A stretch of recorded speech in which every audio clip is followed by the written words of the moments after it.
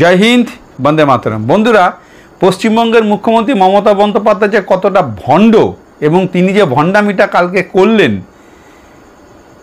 তিনি মৌলালি থেকে ডরিন্ডা পর্যন্ত মিছিল করলেন ধর্ষকদের শাস্তির ফাঁসির দাবিতে। এটা কার বিরুদ্ধে করলেন? তিনি কার বিরুদ্ধে করলেন? এর আগেও তো পশ্চিমবঙ্গে এরকম অনেক ঘটনা ঘটেছে। তিনি কি ফাঁসির দাবিতে মিছিল করেছিলেন? তিনি সেই সমস্তগুলো ঢাকতে গেছিলেন। আসলে ঘটনাটা কি ঘটেছে?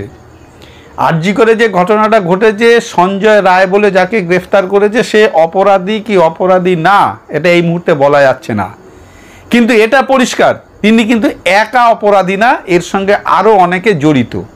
এবং সেই জড়িত কারা সেটা হয় মুখ্যমন্ত্রী জানেন, এবং সেটা সামনে আসলে হয়তো এই তার রাজনৈতিক কেরিয়ারের ক্ষতি হবে, যার জন্যে তিনি পুলিশকে দিয়ে এই ঘটনাটাকে ধামাচাপা দিতে চাইছেন। বিনীত গোয়েল, কলকাতা পুলিশের কমিশনার, তিনি তো প্রথম থেকেই একদম সমস্ত রকম এভিডেন্স প্রমাণ লোপাট করার চেষ্টায় আছেন।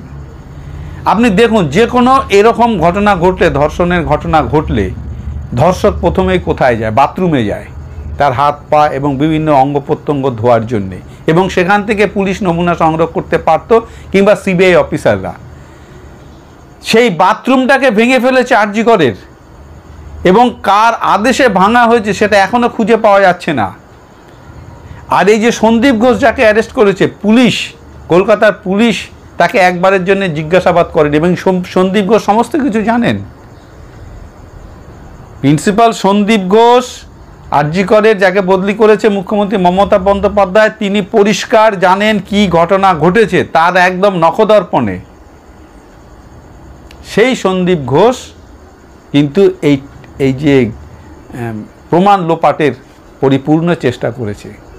আর 14ই আগস্ট রাত্রেবেলা এই তৃণমূল কংগ্রেস আরজি করে লোক পাঠিয়ে আবার তথ্য প্রমাণ লোপাটের চেষ্টা করেছে। আর এদিকে মুখ্যমন্ত্রী মমতা বন্দ্যোপাধ্যায় ভণ্ডামি করছেন, তার নিজের সরকারের বিরুদ্ধে তিনি নিজে মিছিল করছেন যে দোষীদের ফাঁসি চাই। তার মধ্যে অবশ্য তিনি সিরিয়াসলি নেননি বিষয়টা। ধর্ষিতার ফাঁসি চাই, ধর্ষিতার ফাঁসি চাই বলে তিনি অনেকবার চিৎকার করেছেন। আসলে তিনি ব্যাপারটাতে একদম সিরিয়াস না, তিনি বাঁচাতে চাইছেন কাউকে, তিনি তার সরকার বাঁচাতে চাইছেন। ওই যে পার্ক স্ট্রিট কাণ্ডে বলেছিলেন না যে সরকারকে কালিমা লিপ্ত করার জন্য একটা সাজানো ঘটনা।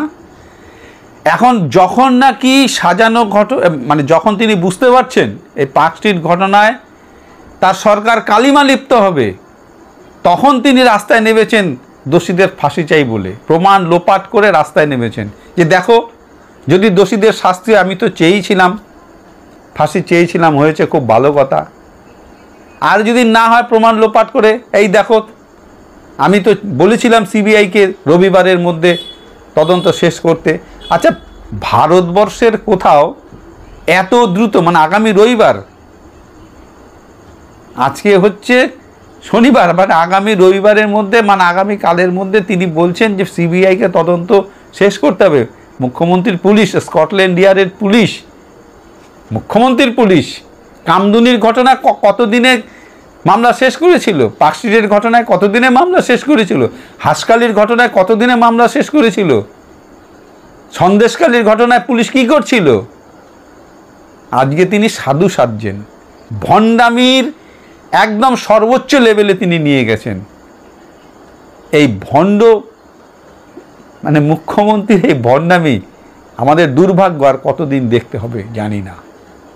বন্ধুরা, সবাই ভালো থাকবেন। নমস্কার।